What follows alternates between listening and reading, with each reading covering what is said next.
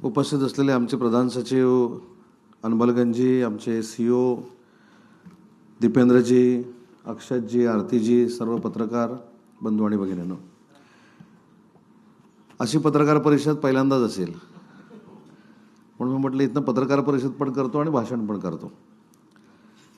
आपल्याला माहिती आहे की आजचा कार्यक्रम म्हणजे मी जे माझं मत बनवलं आहे ते म्हणजे विज्ञान, अंतराळ आणि मनोरंजन यांचा त्रिवेणी संगम आहे.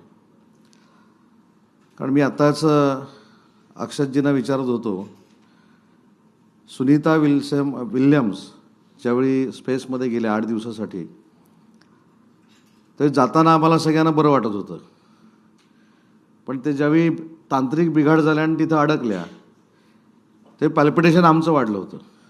बराबर है ना? हमारा पल्पिटेशन बढ़ गया था क्योंकि अभी ये वापस कैसे आएंगे, लेकिन टेक्नॉलॉजी की वजह से वापस आ गए. आणि तेवढ्यापुरतंच स्पेसचा माझा संबंध होता. म्हणजे मंत्री म्हणून स्पेस म्हणजे काय, तर जिथं चंद्रयान गेलं, जिथं अजून काही यानं जातील, इस्रोतनं जातील, नासातनं जातील, तिथपर्यंत आमची स्पेसची मर्यादा. परंतु आजची पॉलिसी बघितल्यानंतर किंवा आपण जो स्पेस फेस्ट करतोय तो बघितल्यानंतर माझ्या असं लक्षात आलं की जे विद्यार्थ्यांना पाहिजे, जे महाराष्ट्रातल्या तरुणांना पाहिजे, जे भारतातल्या तरुणींना पाहिजे, ते सुरू करण्याचा पहिला उपक्रम आपलं महाराष्ट्र राज्य सुरू करत आहे. त्याबद्दल उद्योगमंत्री म्हणून मला मनापासूनचं समाधान आहे. कारण शेवटी उद्योगामध्ये वेगवेगळे सेक्टर येतात, MSMEs येतात, त्याच्यानंतर अल्ट्रा मेगा प्रोजेक्ट येतात, मेगा प्रोजेक्ट येतात, याच्यावर आपण चर्चा करत असतो.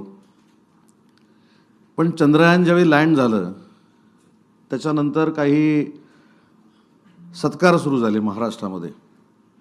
आणि मला असं जाणवलं, मी पत्रकारांच्या साक्षीनं सांगतो, की अनेक महाराष्ट्रातल्या छोट्या छोट्या MSMEमध्ये चंद्रयानचे पार्ट बनवलेले होते. त्याच्यामधला अग्रेसर जिल्हा हा पुणा होता. पुण्यामध्ये तर भरपूर ठिकाणी चंद्रयानचे पार्ट बनवले होते. आता मला असं वाटतं की आपण हे सगळे एका अम्ब्रेलामध्ये आणतोय आणि एका अम्ब्रेलामध्ये आणून आम्ही जगाच्या आधुनिकतेला सामोरं जात असताना महाराष्ट्र आपण कुठं मागं नाही हा दाखवण्याचा, नाही तर प्रूव्ह करण्याचा आपण प्रयत्न करतो. आणि स्पेस सेक्टर हे सगळ्यात देवेंद्रजी फडणवीस आमचे मुख्यमंत्री असतील, एकनाथ शिंदे असतील, आमच्या उपमुख्यमंत्री असतील, हे तर याचं कौतुक करतीलच, पण सगळ्यात जास्त कौतुक याचं कोण करतील तर देशाचे पंतप्रधान नरेंद्र मोदी साहेब करतील. कारण त्यांच्या सगळ्यात आवडीचा विषय हा स्पेस आहे. आणि म्हणून आमची उद्योग विभागाची जबाबदारी फार मोठी आहे. आपण ज्यावेळी सांगतो की उद्योगातनं बेरोजगारी आम्ही दूर करणार आहोत किंवा उद्योगातनं अजून इकोसिस्टम आम्ही जनरेट करणार आहोत, MSMEला आम्ही पुढं नेणार आहोत, आजच्या जगामध्ये विद्यार्थ्यांच्या मनातल्या रोजगाराच्या शंका दूर करण्यासाठी माझ्या दृष्टीने ही पत्रकार परिषद ही अतिशय महत्त्वाची आहे.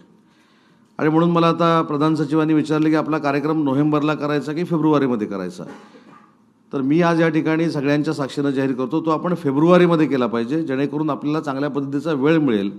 आणि तो वेळ मिळाल्यानंतर नुसतं देशात नाही तर स्पेसमध्ये काम करणारं महाराष्ट्र राज्य हे जगातलं अग्रेसर राज्य आहे, अशा पद्धतीचं चित्र जर आपल्याला तयार करायचं असेल आणि ह्याच्यातनं एम्प्लॉयमेंट जनरेशन जर करायचं असेल तर आपल्याला हा उपक्रम हा आपण फेब्रुवारीला केला पाहिजे.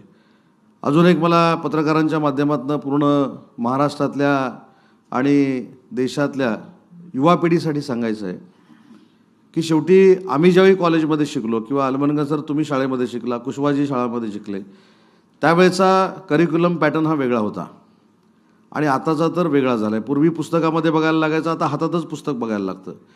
त्याच्यामुळे या सगळ्या सिस्टीममध्ये आपल्याला जर जायचं असेल तर त्यांच्या नोकरीच्या अपेक्षा काय आहेत, त्यांच्या उद्योगाच्या अपेक्षा काय आहेत, त्यांना नक्की काय पाहिजे, हेच भविष्यामध्ये महाराष्ट्रामध्ये आणि देशामध्ये आपल्याला करावं लागेल. आणि त्याच्या दृष्टीनं हा अतिशय महत्त्वाचा असा कार्यक्रम आहे. मी आता चर्चा करत असताना विचारत होतो की याच्यातनं नक्की एम्प्लॉयमेंट जनरेशन होणार म्हणजे काय होणार. मग याच्यातनं देखील फार मोठे उद्योजक उभे राहणार आहेत. याच्यामध्ये विमानाचे पार्ट बनवण्याची इंडस्ट्री असू दे, मी तर परवा शिर्डीमध्ये आपण सगळे होतो, राजनाथ सिंग साहेब आले होते, आपण मिसाईल्सच्या फॅक्टरीचं देखील उद्घाटन केलं.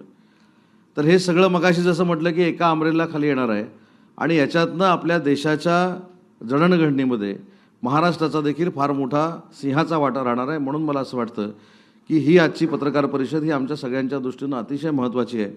आणि देशाच्या दृष्टीनं देखील अतिशय महत्त्वाची आहे. मी अक्षत आणि त्यांच्या सर्व सहकाऱ्यांना धन्यवाद देतो महाराष्ट्राच्या वतीनं की तुम्ही ह्याच्यामध्ये जसा वेव्जमध्ये इनिशिएटिव्ह घेतला होता तसा या सेक्टरमध्ये देखील तुम्ही इनिशिएटिव्ह घेतला आहे. तुम्हाला आम्ही काही कमी पडू देणार नाही. तुम्ही फक्त आम्हाला कमिटमेंट केली पाहिजे. आपने हमको कमिटमेंट करना चाहिए की हम करके दिखाएंगे. बरोबर आहे की नाही? नाही तर कार्यक्रम होतो, प्रेस कॉन्फरन्स होते आणि काही झालं नाही म्हणून परत समोरच्यांची प्रेस कॉन्फरन्स सुरू होते आणि त्या प्रेस कॉन्फरन्सला उत्तर देता देता आमचं काम बाजूला राहतं आणि त्यावेळी अक्षत नसतात किंवा आरतीजी नसतात, उदय सामंत जिथं असतात, अलबनगंजी त्याला उत्तर देत नाहीत, दीपेंद्रजी देत नाहीत. उत्तर मला द्यावं लागतं.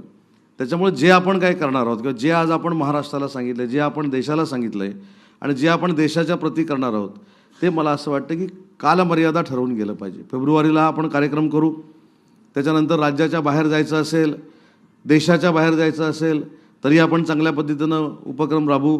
पण आपण जे म्हटलेलं आहे की याची लाखो करोडो रुपयाची इकॉनॉमी आणि त्याच्यात FDI असेल तर FDI तो महाराष्ट्रामध्ये आपण आणून दाखवू, यासाठी आपण सगळ्यांनी प्रयत्न करू आणि ते आम्ही उद्योग विभाग करू, हा देखील माझा शब्द आहे.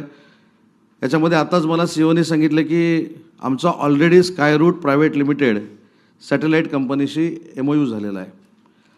आता म्हणजे हा कार्यक्रम झाल्यानंतर आम्हाला MOU करायचा नाही, तर या कार्यक्रमाचा बेस असलेला ऑलरेडी आम्ही MOU केलेला आहे. त्याला देखील MIDC आम्ही जागा देतो आहे आणि त्याच्यातनं देखील फार मोठी इंडस्ट्री महाराष्ट्रामध्ये आणण्याचा आम्ही प्रयत्न करतो आहे. आता डिफेन्सच्या बाबतीमध्ये जर बोलायचं झालं तर शिर्डीमध्ये जर आपण गेला तर डिफेन्स हब किंवा डिफेन्स क्लस्टर करण्याचा जो निर्णय आपण घेतला होता त्याला मुहूर्त स्वरूप प्राप्त होतो आहे. रत्नागिरीमध्ये देखील आम्ही करण्याचा प्रयत्न करतो आहे, अन्य काही ठिकाणी करण्याचा प्रयत्न करतो आहे.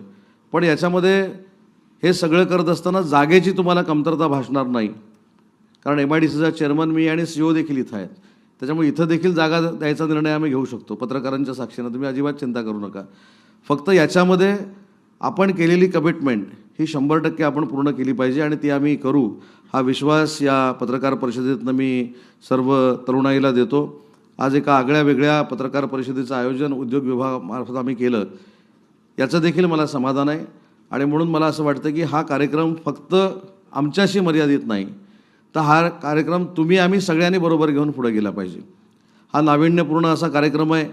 याच्यामध्ये काही गोष्टी आम्हाला कदाचित अवगत नसतील त्या तुम्ही करून दिल्या पाहिजेत आणि असं करून जर आपण पुढे गेलो तर देशातलं अवकाशाचं रूपांतर उद्योगामध्ये करणारं महाराष्ट्र राज्य हे पहिलं राज्य असेल, एवढीच या ठिकाणी माझं मत व्यक्त करतो. अजून काय मला विचारायचं असेल तिथं मी शांतपणे जाऊन बसतो, तिथं बाकीचे उत्तर देतो. आणि आज पहिल्यांदा पत्रकार परिषद आणि भाषण एकत्र पहिल्यांदा मला उद्योग विभागानं करायची संधी दिली, त्याबद्दल देखील आमच्या सगळ्या अधिकाऱ्यांना धन्यवाद देतो.